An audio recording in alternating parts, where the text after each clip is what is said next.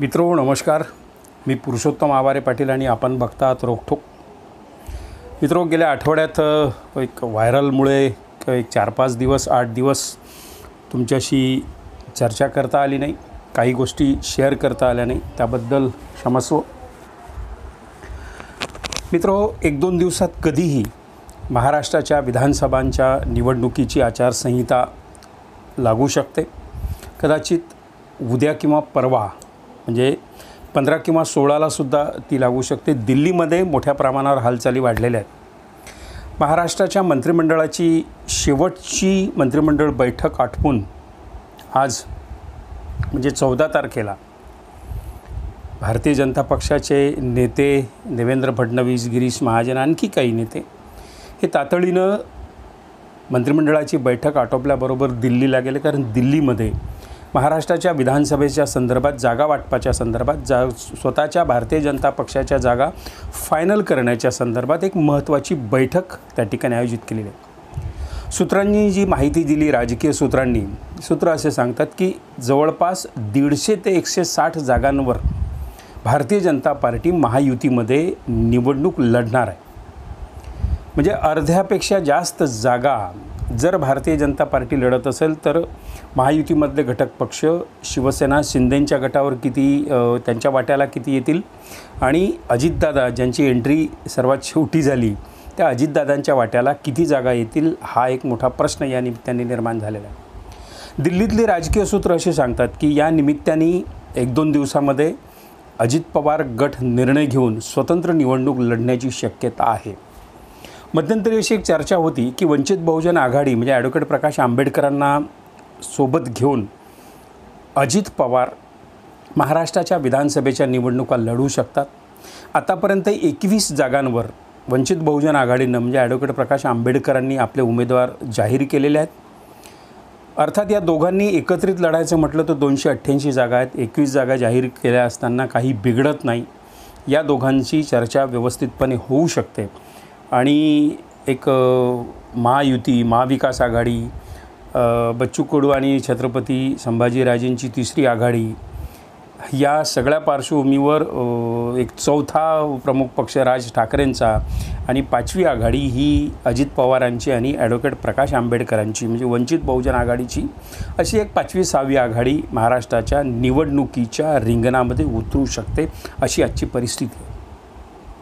जाता जाता एक शेवटच्या बैठकीची संधी मुख्यमंत्री एकनाथ शिंदेंनी घेतली आणि मुंबईमध्ये प्रवेश करण्यासाठी जे 5-6 टोल नाके येतात, या टोल नाक्यांवर हलक्या वाहनांना टोल फ्री या पद्धतीची एक सवंग घोषणा आणखी त्यांनी करून टाकली. बऱ्याच काही घोषणा आहेत. काही महामंडळांची कर्ज माफ आहेत, काही नवे महामंडळांची निर्मिती आहे, घाऊक पद्धतीनं महामंडळं जाहीर वेगवेगळ्या समाजासाठी केलेली आहेत. आधीच जी महामंडळं आहेत ती पांढऱ्या हत्ती बनलेली आहेत. त्या महामंडळांचे वार्षिक लेखेसुद्धा येत नाहीत, वार्षिक विवरणपत्र महाराष्ट्राच्या विधानभवनाला सादर केली जात नाहीत, ती डबघाईस आलेली आहेत. अशा परिस्थितीमध्ये वेगवेगळ्या घटकाला, ब्राह्मण समाजापासून, जैन समाजापासून, न्हावी समाजापासून सगळ्यांसाठी ही महामंडळं खिरापतीसारखी वाढलेली आहेत. अर्थात हे निवडणूक जुमले आहेत, यात नव्यानं यावर बोलण्याची गरज नाही. निवडणुकांनंतर या सगळ्या महामंडळांची काय परिस्थिती होणार आहे हे आपल्याला सगळ्यांना माहीत आहे.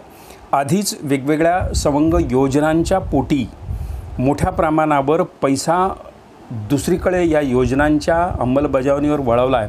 त्यामुळे महाराष्ट्रात कंत्राटदार अगोदरच संकटात आलेले आहेत. कंत्राटदारांनी आता वेगवेगळ्या जिल्ह्याच्या ठिकाणी आंदोलनं करायला सुरुवात केलेली आहे. मोठ्या प्रमाणावर टेंडर दिले, कामं झाली आणि अर्धी कामं झाल्यानंतर या सगळ्या कंत्राटदारांना पैसा उपलब्ध करण्यात आलेला नाही. कारण हा पैसा लाडकी बहीण, लाडक्या भाऊ या सगळ्या योजनांकडे वळवलेला आहे. अशी महाराष्ट्राची सध्याची परिस्थिती. अशीच परिस्थिती राहिली आणि या महायुती सरकारचं पानिपत झालं तर येणाऱ्या नव्या सरकारच्या समोर एवढं मोठं आर्थिक संकट या महायुती सरकारने वाढवून ठेवलेलं आहे की कदाचित कर्मचाऱ्यांच्या पगारासाठी सुद्धा महाराष्ट्राच्या तिजोरीमध्ये पैसा उरणार नाही. अशा मोठ्या बिकट अवस्थेमध्ये सध्या महाराष्ट्राचं सरकार आलेलं आहे. सुज्ञ माणसांना ती सांगण्याची गरज नाही. ज्यांना थोडंफार आर्थिक गणित कळतं अशा लोकांना याची जाणीव आहे. राजकीय नेत्यांपैकी खरी परिस्थिती कोणी बोलत नाही. मला वाटते परवा राज ठाकरे जे बोलले ते अतिशय योग्य पद्धतीनं बोलले. ते मराठा आरक्षणावर बोलले, ते वेगवेगळ्या आरक्षणांवर बोलले, ते राज्याच्या आर्थिक स्थितीवर सुद्धा बोलले.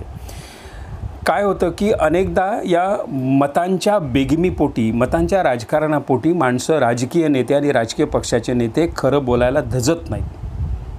राजा मेलेला आहे, पोपट मेलेला आहे हे सांगण्याची हिंमत कोणी करत नाही.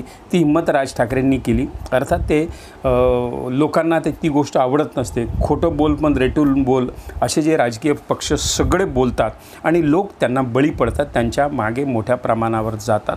अर्थात राज ठाकरेंच्या मागे आता या निवडणुकीमध्ये कितपत मतदान होईल, त्यांची किती माणसं निवडून येतील हे अजून सांगता येत नाही.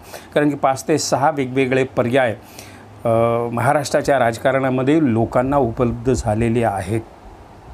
एका बाजूला हे सगळं सत्तेची साठमारी सुरू असताना मनोज जरांगे पाटलांनी परवा जो दसरा मेळावा घेतला, तो दसरा मेळावा न भूतो न भविष्यती असा तो दसरा मेळावा होता. महाराष्ट्रभरातून वेगवेगळ्या राज्यातून त्या मेळाव्याला, नारायणगडच्या दसरा मेळाव्याला 50 ते 60 लाख मराठा समाजाची उपस्थिती असणं हे महायुतीच्या सध्याच्या सरकारच्या विरोधात मराठा समाजामध्ये आरक्षणाला घेऊन मनामध्ये किती खदखद व्यक्त होते आहे याचं ही उपस्थिती हे द्योतक आहे. मराठवाड्यामध्ये आजच्या घडीला महायुती संपूर्ण सफाया होताना दिसते आहे. अर्थात त्याचा फायदा महाविकास आघाडीला होईल की छत्रपती संभाजीराजेंच्या नेतृत्वामध्ये जी तिसरी आघाडी आहे त्याला होईल हे अजून सांगता येत नाही. कारण आचारसंहिता झाल्यावर मनोज जरांगे पाटील आपली भूमिका जाहीर करतील आणि आपला पाठिंबा ज्याला जाहीर करतील त्या पक्षाची, त्या आघाडीची सगळी उमेदवार प्रामुख्याने निवडून द्यावीत अशा पद्धतीचं ते नियोजन आहे. याचा अर्थ सध्या महाराष्ट्रामध्ये महाविकास आघाडीसाठी सुद्धा फार काही चांगलं वातावरण आहे अशातला भाग नाही. सत्ताधारी पक्षाच्या विरोधामध्ये लोकांमध्ये खदखद आहे.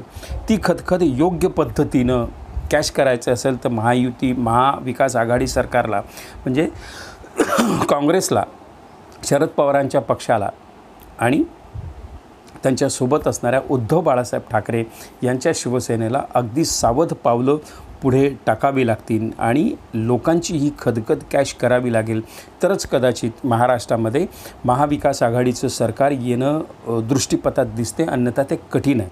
कारण 5-6 आघाड्या, या आघाड्यांमध्ये नेमकं त्या भागामध्ये कोणता उमेदवार प्रबल होईल, कोणता मतदारांना योग्य वाटेल हे आज काही सांगता येत नाही. त्याच्यामुळे येणाऱ्या काळामध्ये महाराष्ट्रामध्ये कदाचित कोणत्याही पक्षाची सत्ता येणार नाही, त्रिशंकू विधानसभा येईल. परंतु एक मात्र निश्चित की महायुतीचं पानिपत 100% होईल. इतके निवडणुकीच्या निमित्ताने जुमले त्यांनी जाहीर केलेले आहेत की ते पाळण्याचं धारिष्ठ्य त्यांचंही होणार नाही. वारेमाप घोषणा करून ठेवल्या आणि या घोषणांचं जेव्हा प्रत्यक्ष क्रियान्वयन जेव्हा होण्याची वेळ येईल तेव्हा मात्र सगळ्यांची टरकलेली असेल. आधीच अजित पवारांनी एक अर्थमंत्री या नात्यांनी वेगवेगळ्या योजनांना लावलेली कात्री, केलेला विरोध, त्या फाईलवर सही न करणे, ह्या सगळ्या घटना महाराष्ट्राच्या समोर घडलेल्या आहेत. तरीही मुख्यमंत्र्यांनी स्वतःचा व्हेटो वापरून काही आपल्या स्वप्नातल्या योजना जाहीर करून घेतल्या. हा भाग वेगळा.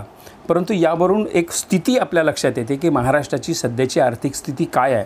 या आर्थिक स्थितीमध्ये तुम्हा आम्हाला एक सामान्य मतदार म्हणून एक अतिशय महत्त्वाचा निर्णय घ्यायचा आणि हा निर्णय जर आपण कुठल्या तरी एका आघाडीच्या बाजूने जर आपण घेऊ शकलो नाही तर महाराष्ट्रामध्ये न भूतो न भविष्यती अशी त्रिशंकू अवस्था येईल. आणि मग या त्रिशंकू अवस्थेमध्ये घोडेबाजार करण्याची ज्यांची प्रचंड क्षमता आहे त्याच्यासाठी जे बदनाम आहे ते भारतीय जनता पार्टी आहे.